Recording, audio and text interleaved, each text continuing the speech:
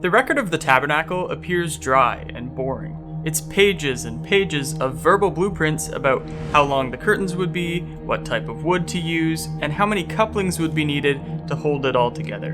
But when you actually pay attention to the tabernacle's position in the biblical narrative, you'll discover a simple yet incredible story about God's plan to dwell in the midst of his people. In this video, we'll answer all of your questions about the tabernacle, including what it was, why it's so significant, and how it's meant to radically change your relationship with God.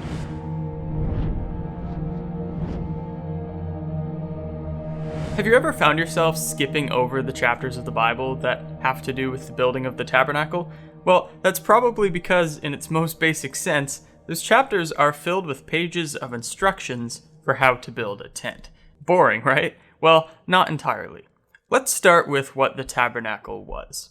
The English word for tabernacle comes from the Hebrew word mishkan, which simply refers to a dwelling place. In fact, the Israelites had a special feast called the Feast of Tabernacles, where they would make miniature dwelling places out of tree branches as a reminder of where they had come from. But this tabernacle was a little different. It wasn't just any dwelling place, it was God's dwelling place, and it was in the very center of the camp of Israel.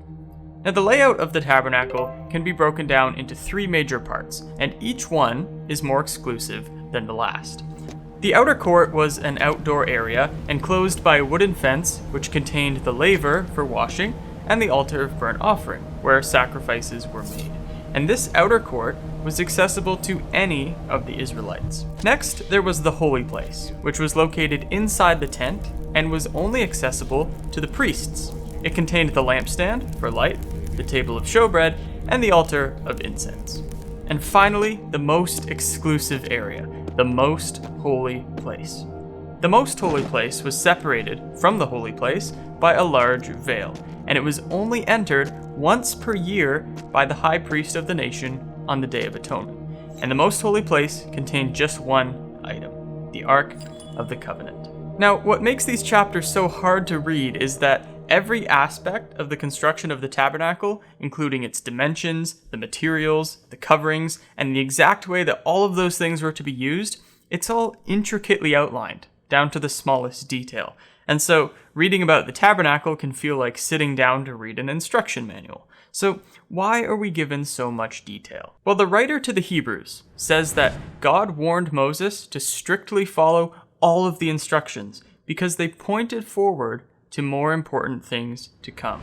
So, for example, we mentioned that the most holy place was reserved for the high priest to enter once per year on the Day of Atonement. And when that happened, the Israelites could be forgiven of their sins. And so, at the death of Jesus, we're given this obscure detail that the veil of the temple between the holy place and the most holy place was ripped in two. In other words, the way to the most holy place had been opened. And so what we learn is that the perfect sacrifice of Jesus took away the previous restrictions that had been in place for the forgiveness of sins. But unless we had an understanding of the tabernacle and the different sections, we would never pick up on those key lessons. So that's what the tabernacle was. But surely there's more to the story than understanding what each part of the tabernacle symbolized. Well, in order to understand its significance, we first need to understand its place in the overall story. The book of Exodus can really be broken down into three main sections. Chapters 1 to 15 make up the first section, and in this section, God reconnects with his people, and he saves them from their lives of slavery in Egypt. And here you'll find very familiar stories like that of the 10 plagues and the crossing of the Red Sea. The second section of Exodus is from chapters 15 to 24, and in this section, the Israelites start to learn about this God that saved them out of Egypt. They start to learn about what their God is like. And so God helps them when they're lacking food and water. He saves them from their enemies, and he gives them the 10 commandments so they can understand everything that he expects from them. And then the last section, chapters 25 to 40, tell the story of the tabernacle blueprints and the revelation of God's character to the people. So in section 1, God reconnects with his people and redeems them from Egypt. In section 2, God shows who he is to his people, and he invites them to be a part of his covenant family. And then in section 3, based on that covenant that he has made, God provides the tabernacle as a way for him to live or to dwell in their midst. So, not only is every last detail of the tabernacle symbolic, but the whole building in itself is a symbol. It's a symbol that God chooses to dwell with his people, and he invites them into his presence. Now, of course, we know that God is not limited to dwelling in this one space. In fact, the Apostle Paul takes the whole concept a step further when he refers to our bodies as tabernacles, implying that God's vision isn't just to dwell among us, but to dwell in us. That means that we live lives that reflect his characteristics, so when people see us, they see just a very small glimpse of what God is like. But the tabernacle story doesn't end with the tabernacle. It all points forward to something in the future, a time when all of God's people will have direct fellowship with God himself.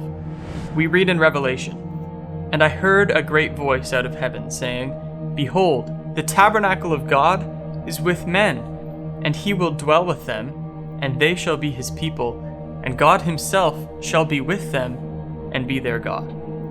So when we read about the tabernacle, we're reading about a powerful symbol, a symbol about how God wants to dwell in the midst of his followers, how he wants them to emulate his characteristics, and how one day, in the future, they will have direct fellowship with God himself, the creator of the universe.